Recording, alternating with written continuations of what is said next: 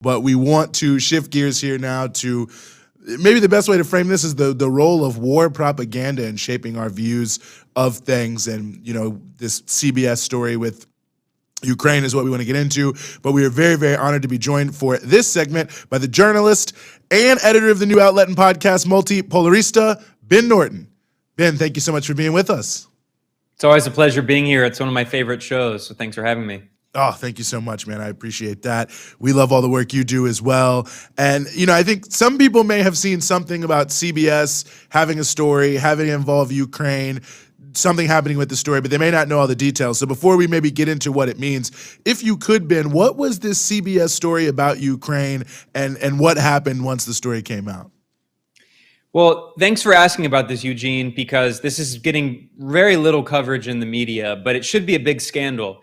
In short, what happened is CBS News produced a documentary that was very anti-Russian. It was not in any way pro-Russian, but it acknowledged the fact that among the tens of billions of dollars of weapons that the U.S. and its Western allies are sending to Ukraine, around only 30% of those weapons end up actually on the front lines.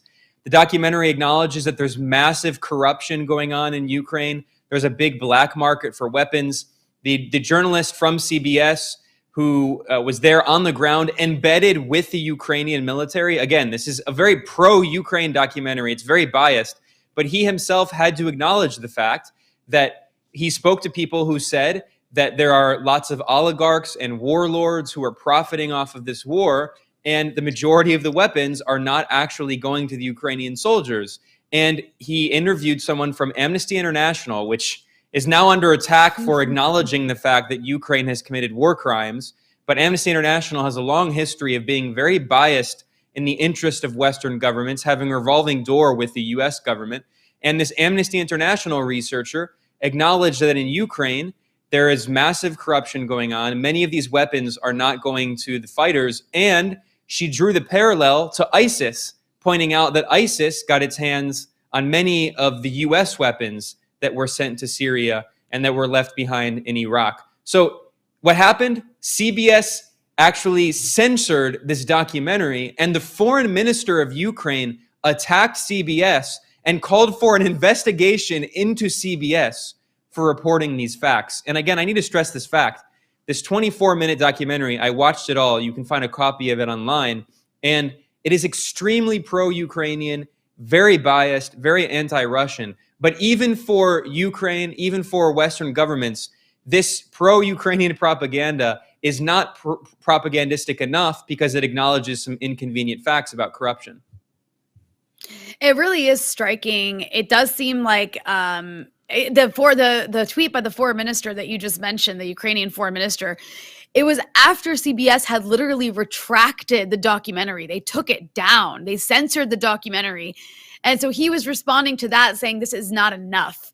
You need there needs to be an investigation into why this was ever even allowed to air. But I guess the question becomes, like, what is this about? Is there some sort of like pro-Ukraine lobby that is behaving in a way that's, because you mentioned Amnesty. I mean, Amnesty International came out with a report, and you're welcome to talk about that a bit as well. Amnesty International last week came out with a report essentially saying that the Ukrainian side of this conflict is committing violations of international law, potentially war crimes, by basing themselves inside schools and hospitals and shooting from schools and hospitals and other things as well. It was pretty damning. And they too have been under an intense pressure campaign. It seems to be this kind of like mix of think tank people and foreign officials from the Ukrainian side, as well as maybe some former U.S. officials. But like, what is this? Is this a pro-war lobby? Is it the pro-Ukraine lobby? Like, where is this pressure coming from? Well, from all sectors. What this really shows, Rania, is how the corporate media is always the handmaiden for war propaganda. It's always, obediently following the line of Western governments, specifically the U.S. government, when it comes to these wars. And this is a clear example of a media outlet censoring its own documentary, its own journalism, in order to advance the foreign policy interests of Ukraine. What this reminds me of is just a few days ago, Australia's new foreign minister, Anthony Albanese, gave a speech at the headquarters of ABC, which is an Australian broadcaster. It's their version of NPR. It's a state-funded media outlet. And at this anniversary gala, the new Australian Prime Minister called for expanding funding for ABC in order to spread propaganda against China. He said very clearly that we're in an information war with China, and he said that the point of ABC is to advance Australia's foreign policy interests and national security interests. He didn't say to educate the public. He didn't say to inform people about what's going on. He said this is a tool of soft power. And that's exactly what CBS and all these other media outlets are. They claim to be independent. They claim to care so much about, freedom of speech. But at the end of the day, they're tools of soft power. And in this instance, this documentary, which despite the fact that it was extremely anti-Russian, it did a little damage to Ukraine's reputation, and the Ukrainian government got angry, so that the media outlet censored itself on behalf of the foreign policy interests of Ukraine and, by extension, the West. I mean, it really is unbelievable on so many different levels. I mean, it would be one thing if it was like a third-hand report, but as you said, they're embedded on the ground. They're there. They have all these other people. And I know Amnesty hasn't taken their report down, but I believe they apologized for like the pain that was caused by the report that they put out, which just seemed stunning to me in many different ways, because obviously, the real pain are the civilians who have been murdered because of what Amnesty was reporting on. But and of course, if you want to explain that a little bit more, but it does feel that any negative news about Ukraine or the Ukrainian government, it can barely slip through a crack. And if you catch it the first day or so it comes out, maybe you hear it, and then the information space is closed down immediately. Well, Eugene, another important fact about this Amnesty scandal is that the head of Amnesty International was forced to resign. And this is similar to another scandal that happened recently, where Michelle Bachelet, who was the head of the UN Human Rights Office, was also forced to resign because she went to Xinjiang, China, the Western province in China, and did a report in which she was like, yeah, there's no genocide happening. And now she's being forced to resign by all these Western governments because they continue to show that when they say human rights, it's not about human rights. It's a tool used against their geopolitical adversaries. And they don't care about Uyghurs in China. They don't care about Ukrainians. They certainly don't care about Russians. I mean, this is all about advancing the geopolitical interests of the US, NATO, and the European Union. And it's very cynical. It's very disgusting to see human rights instrumentalized in this way. And as you pointed out, the people at the end of the day who are suffering the most are the civilians on the ground, especially in Ukraine. How many thousands of Ukrainians, including young men who are conscripted to fight in this war, have lost their lives? And then you see these Western governments so nonchalantly saying the only way to end this is winning on the battlefield. So Josep Borrell, the foreign policy chief of the European Union, he has repeatedly said that in his public statements. This war will be won on the battlefield. Well, his sons aren't fighting in Ukraine. He's saying that young Ukrainian men have to sacrifice their lives in this war they can't win in order to try to weaken Russia. Anyone who's serious about wanting peace, it should be calling for peace talks and saying, yes, obviously Russia bears responsibility as well, but it's the US that started this war in 2014, sponsoring a coup, overthrowing Ukraine's government. Billions of dollars of weapons were sent into Ukraine since 2014, before Russia invaded in February, fueling this war. 14,000 Ukrainians died between 2014 and the end of 2021.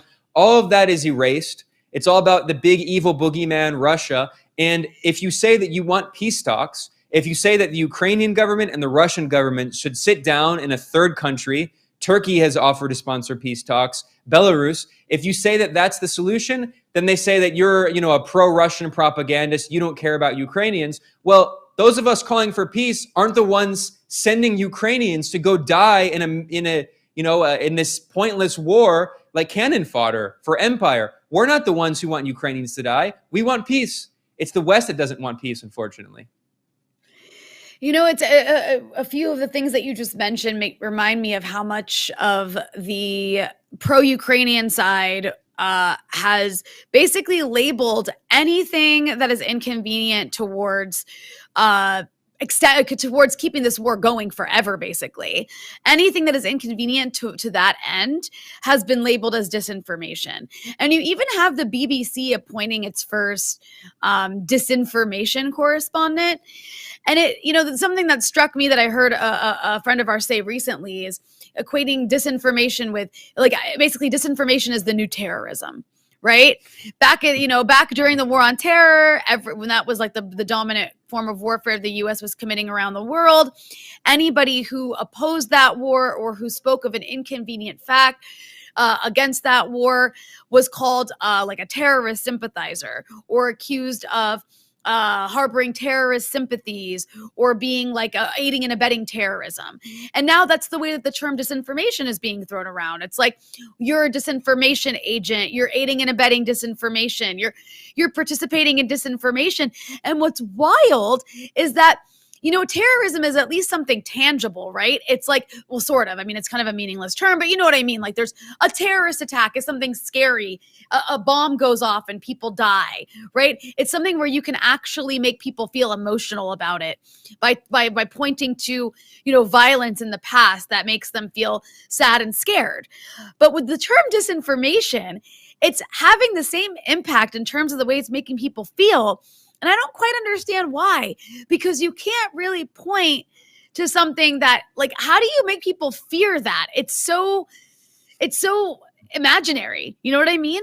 But I'm just curious what your thoughts are on that. I'm curious what your thoughts are on the way that this term disinformation is being thrown around, and how this really is like the warfare we're dealing with now, where we're all accused of being disinformation apologists. Well, Rania, the way that you make people afraid of disinformation is you try to say it in Russian, like disinformatsiya or whatever they do. And they never just say disinformation. They say Russian disinformation, Chinese disinformation. Right. It's always about associating it with this foreign boogeyman.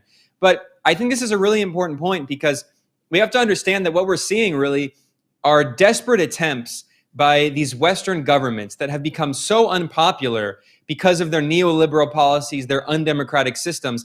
They're desperate attempts to control media narratives and censor information that is inconvenient for their foreign policy interests. We saw recently Gallup published a poll that found that 11% of people in the United States, they believe TV media, and 16% of people in the US believe newspapers. 7% of people in the US believe Congress, have faith in Congress.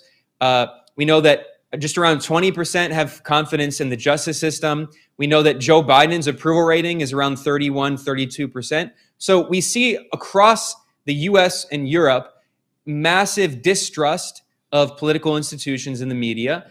We see a complete failure of political systems to provide any meaningful form of democratic representation.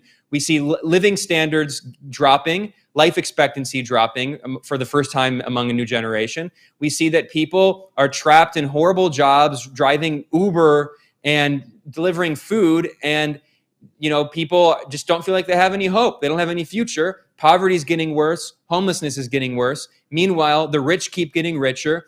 Inequality is getting worse and worse.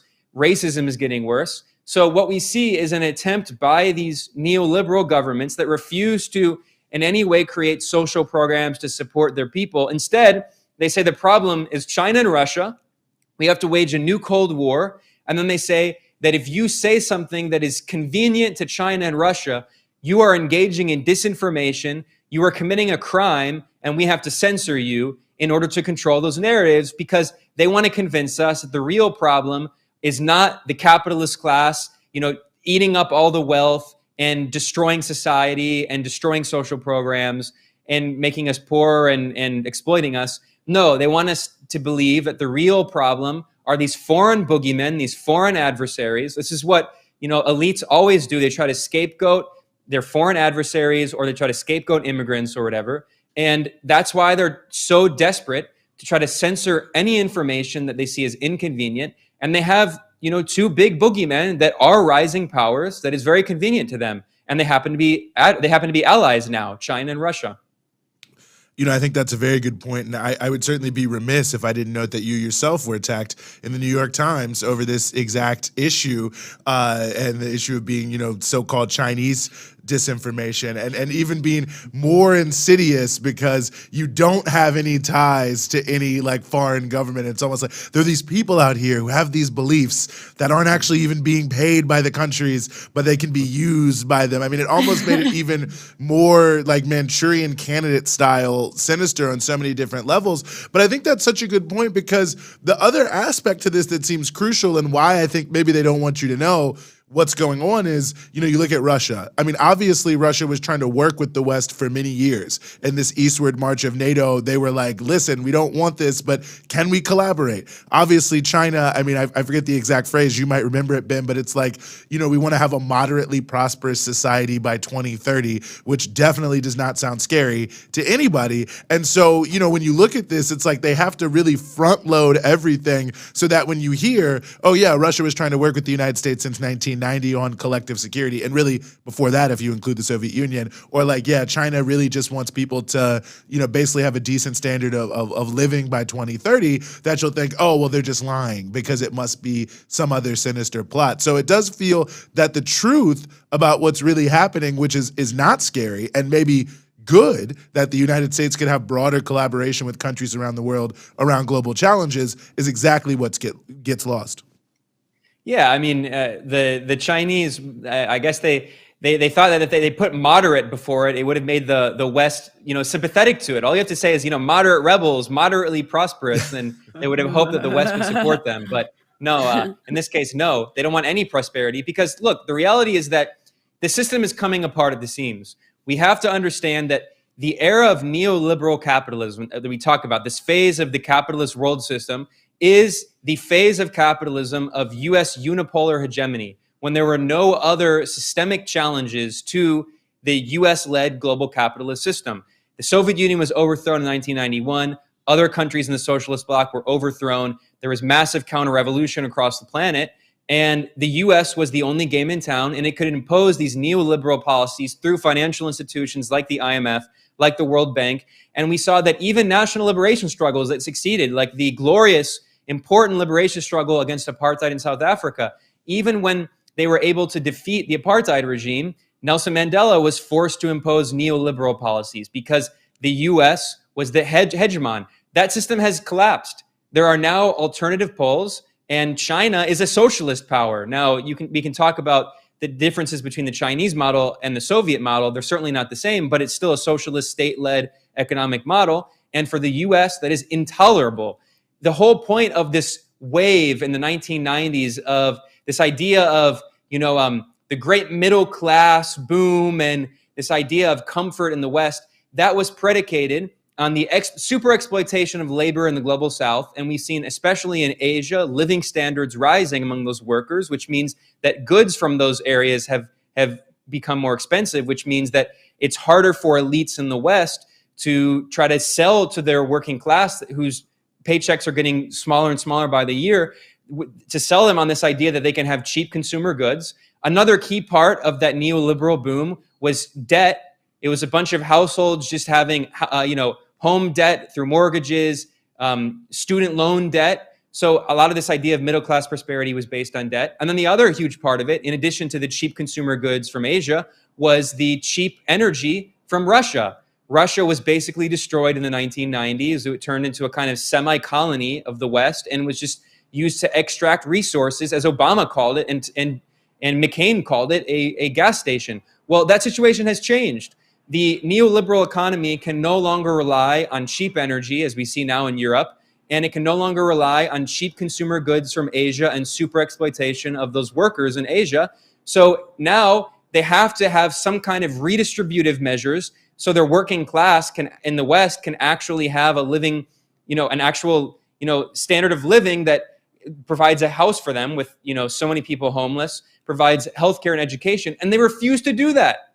They refuse. The ruling class, the capitalists in the US and increasingly in Europe, refuse to give crumbs to their own working class. And this neoliberal system has collapsed. They no longer have the safety valves that they had in the 1990s and early 2000s with the rise of China and Russia and other parts of Asia, Indonesia, India, Bangladesh. So that's why the US is waging a new Cold War. It's to try to destroy those rising powers and drag the world back to the 1990s to reimpose neoliberalism around the world, which really is the phase of capitalism of US unipolar hegemony. And unfortunately for them, fortunately for the world, and unfortunately for them, I don't think you can put the genie back in that bottle. Certainly people in Asia are not going to tolerate being recolonized. Mm-hmm. Well, Ben, before we let you go, where can folks find your work?